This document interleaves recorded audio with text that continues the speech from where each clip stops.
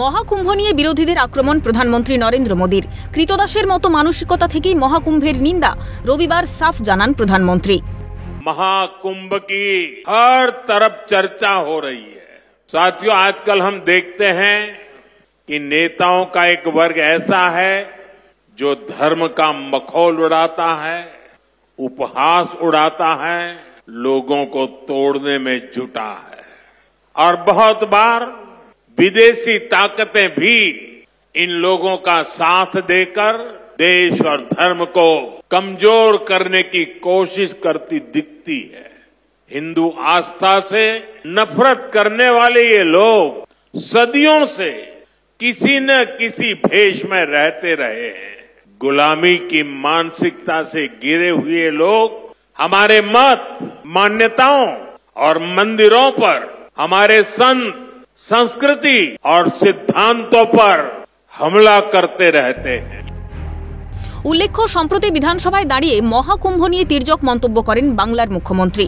মহাকুম্ভকে মৃত্যু কুম্ভ বলে কটাক্ষ করেন মমতা। মহাকুম্ভ আমি নাইবা বললাম, ওটা এখন মৃত্যু কুম্ভ হয়ে গেছে, মৃত্যু কূপের মতো। প্ল্যানিং না করে এত হাইপ তুলে এত লোকের মৃত্যু বললেন 30 জন। কথাটা কি সঠিক? কত ডেড বডি ভাসিয়ে দিয়েছেন নদীতে? মুখ্যমন্ত্রীর এই মন্তব্যকে নিয়ে তুমুল বিতর্ক শুরু হয় দেশ জুড়ে। তীব্র নিন্দা করেন উত্তরপ্রদেশের মুখ্যমন্ত্রী। বিভিন্ন জায়গায় প্রতিবাদ সংগঠিত করে বিজেপি।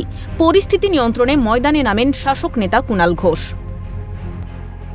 মাননীয় মুখ্যমন্ত্রী কুম্ভ, প্রয়াগ, মা গঙ্গা কাউকে কোনো অসম্মান করেননি। তার প্রশ্নটা হচ্ছে যে বিজেপি সরকারের ব্যর্থতার ফলে, মনিটরিংয়ের ব্যর্থতার ফলে, ইনফ্রাস্ট্রাকচারের ব্যর্থতার ফলে, ক্রাইসিস ম্যানেজমেন্টের ব্যর্থতার ফলে এই যে পদপিষ্টের পর পদপিষ্ট, ম্যাসাকারের পর ম্যাসাকার, সঠিক তথ্য জানা যাচ্ছে না, সংখ্যা জানা যাচ্ছে না, ডেথ সার্টিফিকেট হচ্ছে না, পোস্টমর্টেম হচ্ছে না, এই অব্যবস্থাটাকে মমতা বন্দ্যোপাধ্যায় আক্রমণ করেছেন। কিন্তু তারপরেও পরিস্থিতির বদল হচ্ছে কি? সনাতনী সংস্কৃতির ওপর এই আঘাতকে মানতে নারাজ রাজ্যবাসী। এই পরিস্থিতির মধ্যেই প্রধানমন্ত্রীর এই আক্রমণ এই বিতর্ককে আরও উস্কে দিল তা বলাই বাহুল্য। মুখ্যমন্ত্রী মহাকুম্ভ নিয়ে কটাক্ষ করলেও তার দলের বিধায়কেরাই কুম্ভ স্নানে যাচ্ছেন বলে কটাক্ষ করেন বাংলার বিরোধী দলনেতা শুভেন্দু অধিকারী।